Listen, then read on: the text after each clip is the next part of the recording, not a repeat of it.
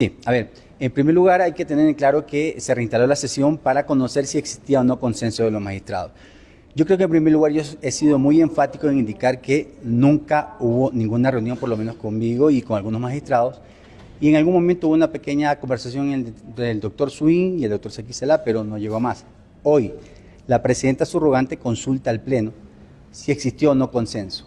Contestó la doctora Daniela Camacho, que es la candidata a elegirse como presidenta, y también estaba en la sala de sesiones el doctor Sequicela para candidata a la reelección, y ella contestó que no. Con eso se agotó el punto del orden del día, que era la elección de presidenta o presidenta titular y subrogante de la Corte Nacional. ¿Por qué? Porque ya se ejerció votación, nadie alcanzó los 12 votos y entonces se clausuró la sesión. Ahora, ¿sobre qué ocurre?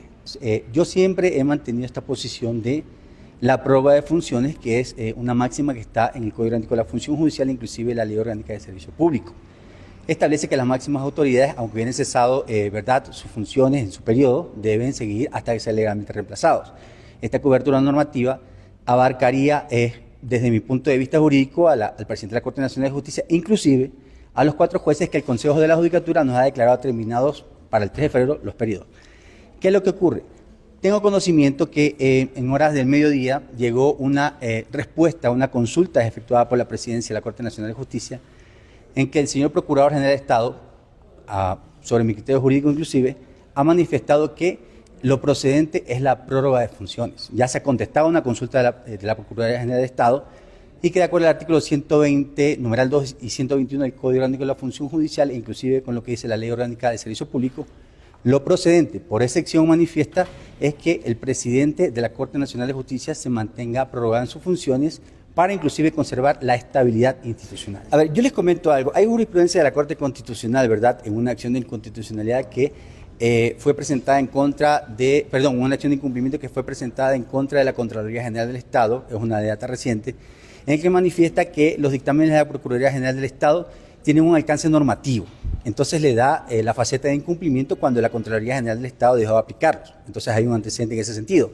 Entonces el dictamen del procurador tiene fuerza normativa, es de carácter vinculante, lo dice la Constitución, y no solamente eso, hay una segunda consulta también que se envió por parte de Presidencia por esto de los periodos de los jueces que cesarían el 3 de febrero, que de forma apresurada y sin inteligenciarse en la ley, el doctor Álvaro Román y el Pleno del Consejo de la Judicatura han adoptado una necesidad emergente extraordinaria, pero lo curioso es que también manifiestan por la cesación de los magistrados de la Corte Nacional de Justicia del 3 de febrero.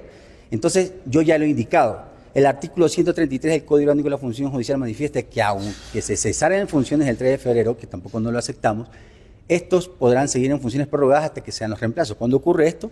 Cuando se dé nuevamente el concurso para jueces y juezas de la Corte Nacional y se declaren los ganadores. El Procurador General del Estado también ha contestado esta consulta y ha manifestado que es procedente que los jueces que cesan en funciones a partir del 3 de febrero sigan prorrogados en funciones hasta que sean legalmente reemplazados. ¿Cómo?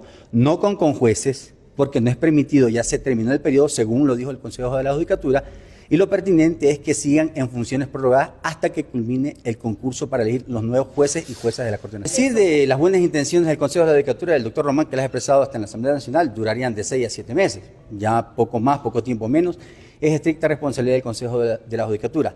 Aunque existe pronunciamiento igual del Procurador General de Estado, todas las situaciones que puedan revestir una inconformidad por las partes procesales o por los usuarios del sistema de administración de justicia, es de estricta responsabilidad del Consejo de la Judicatura. Inclusive si incumplen el dictamen de la Procuraduría General del Estado, pueden ser promovidos por una causal de juicio político por incumplimiento de funciones. Y lo dejo en claro, lo mantengo y lo sigo sosteniendo.